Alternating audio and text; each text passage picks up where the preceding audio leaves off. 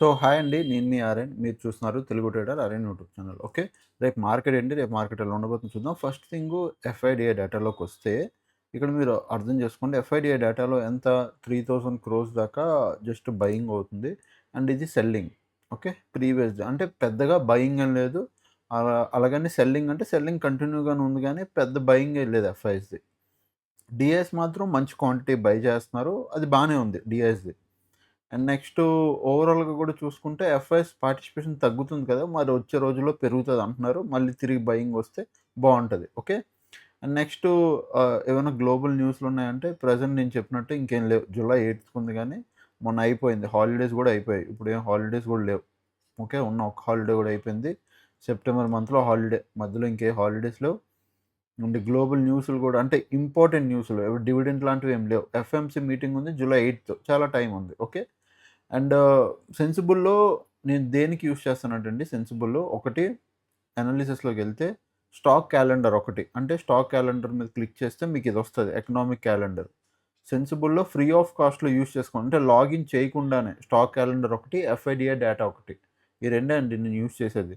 Heat map అన్నీ waste. అన్నీ వేస్టే మిగతావన్నీ. సో, నేను ఆ 2 యూజ్ చేస్తాను. డేటా చూడడానికి అంతే. ఓకే. అండ్ నెక్స్ట్ ఇప్పుడు మనం మార్కెట్‌లోకెళ్దాం. GIFT Nifty. గిఫ్ట్ నిఫ్టీకొచ్చేసరికి ప్రెజెంట్ మన మార్కెట్ ఎక్కడ క్లోజ్ అయింది? గిఫ్ట్ నిఫ్టీ ఎక్కడుందో ఒకసారి అబ్జర్వ్ చేయండి. ఇండియన్ మార్కెట్ ఎగ్జాక్ట్‌గా ఇక్కడ క్లోజ్ అయింది. తర్వాత గిఫ్ట్ నిఫ్టీ ఏం జరుగుతుంది? పైకెళ్ళింది, కిందకొచ్చింది, తిరిగి మళ్ళీ పైకొచ్చి ఇదే లెవెల్ అంటే ఫ్లాట్‌లోనే ఉందిప్పుడు. ఓకే. పాయింట్ రేపు గ్యాప్ అప్ ఓపెన్ అవుతదా? గ్యాప్ అప్ ఓపెన్ అవుతదంటే నేనేం చెప్తాను చూడండి. 24,200 పైన గాని రేపు మీకు గిఫ్ట్ నిఫ్టీ కనబడిందా? దెన్ మన మార్కెట్ గ్యాప్ అప్ అయ్యే ఛాన్స్ ఉంది. ఏమవుతది? గ్యాప్ అప్ అయ్యే ఛాన్స్ ఉంది. 24,200 పైన కనబడాలి.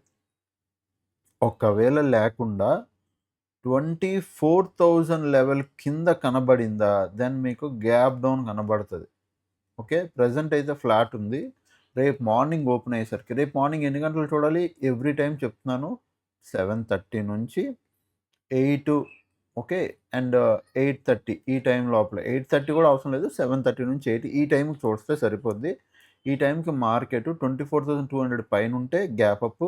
24,000 కిందుంటే గ్యాప్ డౌన్. రేపు మార్నింగ్ మీరు చూడండి గిఫ్ట్ నిఫ్టీని. ఓకే. అండ్ నెక్స్ట్ ఇప్పుడు నిఫ్టీని చూద్దాం. ఓవరాల్‌గా నిఫ్టీని. నిఫ్టీ ప్రెజెంట్ ఏం చేస్తుంది ఒకసారి మీరు చూడండి. 1 అవర్ టైమ్ ఫ్రేమ్‌లోకెళ్తే మార్కెట్ ఒక మంచి రిజెక్షన్ తీసుకుంది. మొన్నొచ్చింది, ఫాల్ అయింది. అంతే పుల్ బ్యాక్ తీసుకుంది. మళ్ళీ టాప్ నుంచి ఒక మంచి ఫాల్ వచ్చింది. ఇప్పుడు టాప్ ఎక్కడుంది?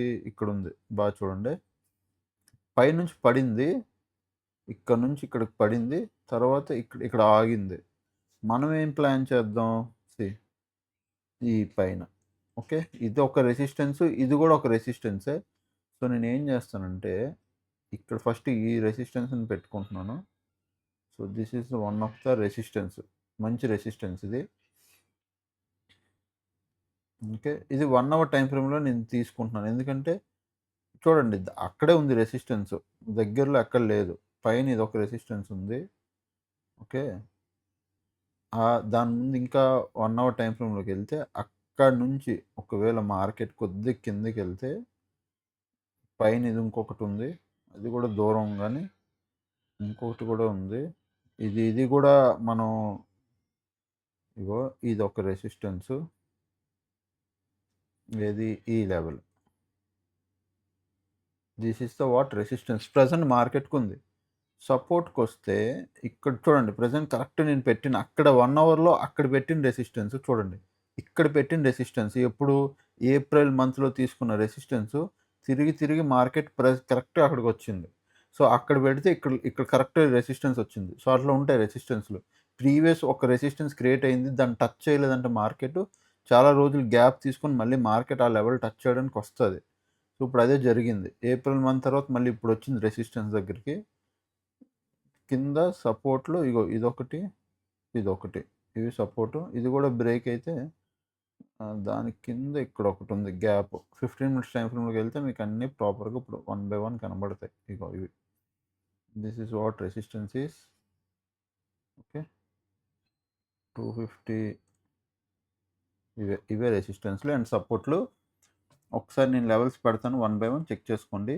ప్రెజెంట్ 24,250 ఇక్కడ ఒక రెసిస్టెన్స్ ఉంది. ఓకే. ఇది 200, 250 ఈ లెవెల్. ప్రెజెంట్ మార్కెట్ ఇక్కడ నుంచి మంచిగా డే హైది పైకెళ్ళి డే లో బ్రేక్ చేసి వచ్చి మరి కింద క్లోజ్ ఇచ్చింది.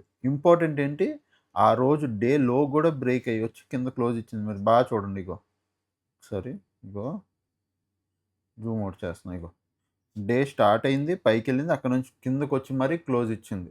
సో డే లో వచ్చి క్లోజ్ అవ్వడం ఒక సెల్లింగ్ ప్రెషర్ కనబడుతుంది. So 24,250 is a resistance. Support 23,900, అలాగే 23,800.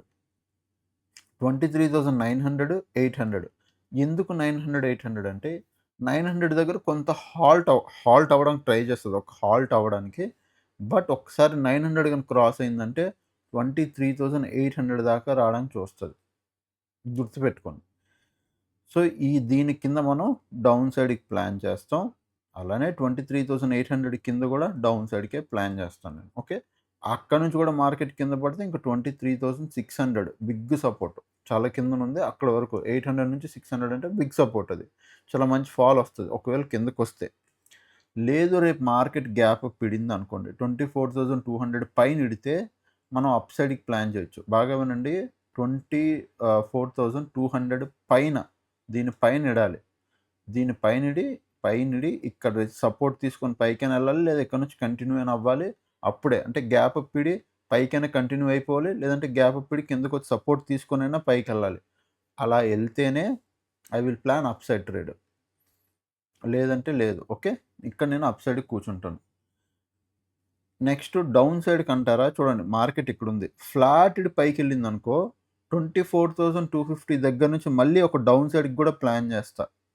ఏంటి, ఫ్లాట్ మార్కెట్ పైకి వెళ్తే 24,250 నుంచి డౌన్ సైడ్కి ప్లాన్ చేస్తా. ఇక్కడ నుంచి ఒక డౌన్ సైడ్ ప్లాన్ చేస్తా. బట్ దీని పైన ఉంటే నేను అప్ సైడ్కి, దానిపైన క్లోజింగ్ ఇచ్చిన దానిపైన మార్కెట్ సపోర్ట్ తీసుకుని అప్ సైడ్కి కూర్చుంటా. At the same time down సైడ్కి కూర్చుంటా. ఓకే. గ్యాప్ పిడిపోతే ఇది ఫ్లాట్ మార్కెట్ ఇంత పైకి వెళ్ళింది అనుకో, దెన్ ఇది దాటడం కష్టం. ఎందుకంటే ఫ్లాట్ మార్కెట్ ఇంత ట్రావెల్ చేసి మళ్ళీ ఇది బ్రేక్ చేసి పైకి వెళ్ళడం అది ఇంపాసిబుల్. అది ఇంపాసిబుల్ అంటే కష్టం, ఎందుకంటే ఇక్కడ సెల్లర్ ఉన్నాడు కాబట్టి హాల్ట్ చేయిస్తాడు. గ్యాప్ అప్లో వెళ్ళిపోయింది అనుకో, దెన్ మార్కెట్ పైకి వెళ్ళడానికి ఇంట్రెస్ట్ చూపిస్తుంది, సెల్లర్ వీక్ అయిపోతాడు. ఓకే. సో ఫ్లాట్ పైకి వెళ్ళినా ఇక్కడ నుంచి రెసిస్టెన్స్, ఇక్కడ ఒక డౌన్ సైడ్ ప్లాన్ చేస్తా. ఎడ్డమే ఇక్కడ ఎగ్జాక్ట్‌గా ఈ లెవెల్ దగ్గర ఇడింది అనుకో, ఏం చేస్తారంటే ఎడ్డమే ఇక్కడ ఇడితే ఇక్కడ నుంచి కూడా డౌన్ సైడ్ ప్లాన్ చేస్తా. బట్ వెయిట్ చేసి ప్లాన్ చేస్తా. డౌన్ సైడ్కి వస్తుందా, మార్కెట్ పైకి వెళ్తుందా అనేది చూసుకొని అప్పుడే నేను డౌన్ సైడ్కి ప్లాన్ చేస్తాను. ఓకే. అండ్ నెక్స్ట్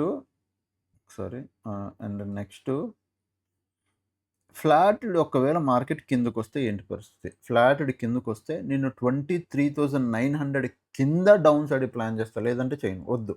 23,900 కింద నాకు 30 మినిట్స్ క్యాండిల్ క్లోజింగ్ వస్తే, ప్రాపర్ కన్ఫర్మేషన్ వస్తే I will plan down side. అంటే 30 minutes candle closing is my confirmation. దాని కింద 30 మినిట్స్ క్యాండిల్ క్లోజింగ్ వస్తే నేను డౌన్ సైడ్కి ప్లాన్ చేస్తా.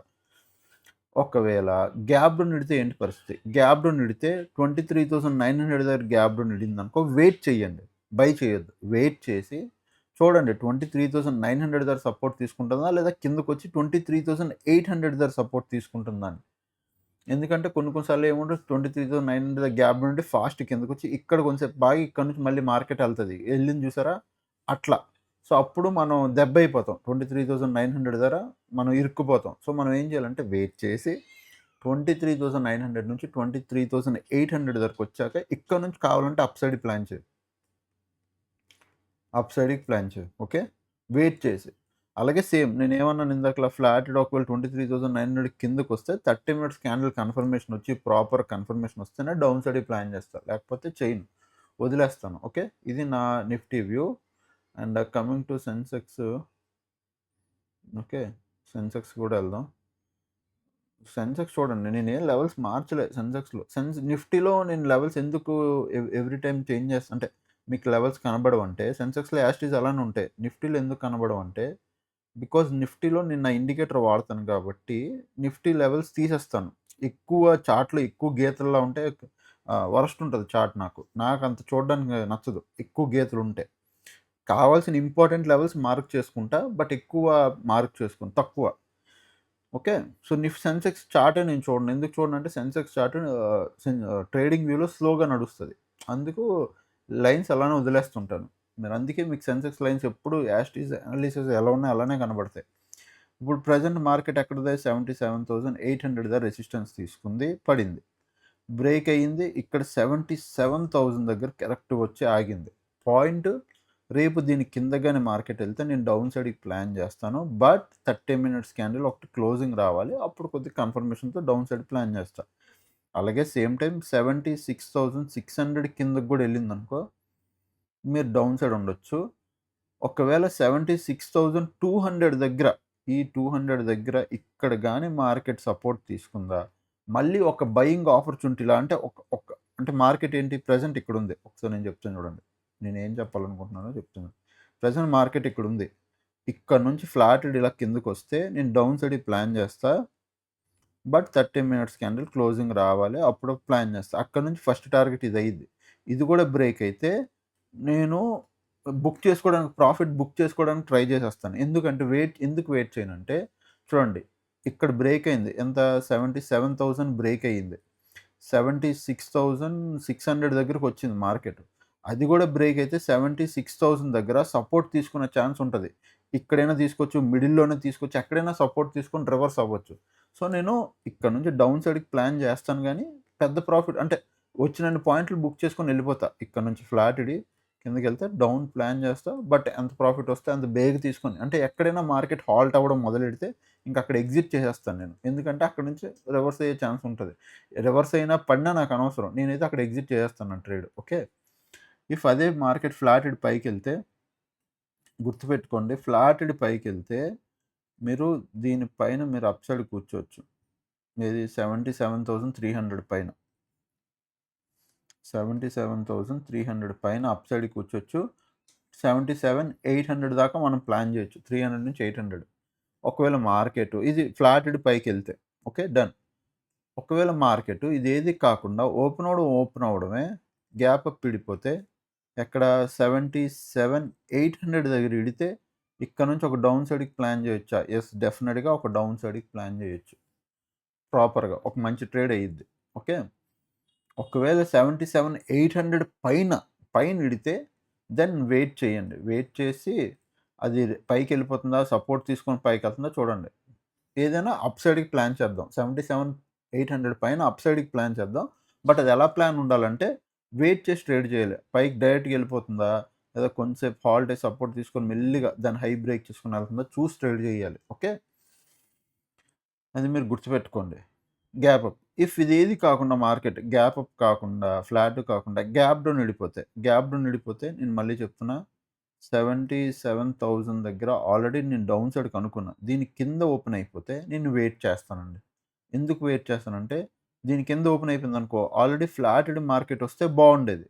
గ్యాప్ డౌన్‌లో మార్కెట్ మూవ్‌మెంటమ్ అయిపోయింది. అప్పుడు ఏం చేస్తాను నేను వెయిట్ చేసి మార్కెట్ ఇక్కడ సపోర్ట్ తీసుకుంటుందా? లేదా ఇంకా కిందకొచ్చి ఇక్కడ సపోర్ట్ తీసుకుందా చూస్తా. ఇఫ్ 76,100 దగ్గర సపోర్ట్ తీసుకుంటే ఇక్కడ నుంచి అప్ సైడ్‌కి ప్లాన్ చేస్తా. అలా కాకుండా 76,600 దగ్గర సపోర్ట్ తీసుకుంటే ఇక్కడ నుంచి అప్ సైడ్‌కి ప్లాన్ చేస్తా. ఇఫ్ గ్యాప్ డౌన్ ఇడితే అప్ సైడ్‌కి కూర్చుంటా. లేకపోతే లేదు. ఎందుకు అంటే గ్యాప్ డౌన్ ఇడితే దాని అర్థం ఏంటంటే మార్కెట్ ఏదైతే ట్రావెల్ చేయాలో అది ట్రావెల్ చేస్తుంది. సో, నిఫ్టీలో అయినా అంతే. గ్యాప్ డౌన్ ఇడితే నేను అప్ సైడ్‌కి కూర్చుంటా. గ్యాప్ అప్ ఇడితే వెయిట్ చేసి రెసిస్టెన్స్ తీసుకుంటా డౌన్ సైడ్‌కి కూర్చుంటా. ఫ్లాట్ ఇడితే నాకు ఎలాగో నా వ్యూ ఉంది. ఓకే. అది. అండ్ ఇదే ఓవరాల్‌గా వ్యూ. అండ్ లాస్ట్ ట్రేడ్ అయితే ఫ్రైడే నేను చేయలేదండి. నేను ఆల్రెడీ లాస్ట్ ఫ్రైడే గురించి చెప్పాను. నేను మాన్యువల్ ఏమి చేయను. బయింగ్ గాని, సెల్లింగ్ గాని ఏం చేయను. ఆల్గో ఉంది. ఆల్గో రన్ అయింది. సమ్ 2000 దగ్గరంతా లాస్ తీసుకుంది ఆ రోజు. అది మీకు రేపు ఎల్లుండు ఇంక మంత్ ఎండ్ షార్ట్స్‌లో క్లోజ్ అయిపోద్దిలే. కవర్ చేసేస్తాను. బట్ నేనైతే ఫ్రైడే ఏ ట్రేడ్ చేయలేదు. కంప్లీట్ నిల్. మార్కెట్ నేను చెప్పాను. సైడ్‌వేస్ ఉన్నా ఒకవేళ లేదు మార్కెట్ ట్రెండింగ్ అవ్వినా మనకనవసరం. వదిలేసేయండి ఫ్రైడే అన్నాను. లాంగ్ వీకెండ్ అయిపోతుంది కదా! వదిలేయడమే బెటర్. ఓకే. ఐ హోప్ మీకు అర్థమైంది అనుకుంటున్నాను నేను. అండ్ నెక్స్ట్ టెలిగ్రామ్ అంటే టెలిగ్రామ్ ఈస్ బ్యాక్ కాబట్టి మనం అప్డేట్‌లొస్తాయి. రేపటి నుంచి ఫ్రైడే నేనేం పెట్టలేదు కాబట్టి ఫ్రమ్ టుమారో మళ్ళీ back to same update. Okay. So, అదనమాట. ఇంకా ఛానెల్‌కి ఎవరైనా ఫస్ట్ టైమ్ వస్తే దయచేసి ఎళ్లి సబ్స్క్రైబ్ చేసుకోండి. అప్పుడే కలిగే వీడియోస్ కోసం ఎంజాయ్ చేస్తుండండి. Thanks for watching. Love you all. Bye bye. Take care.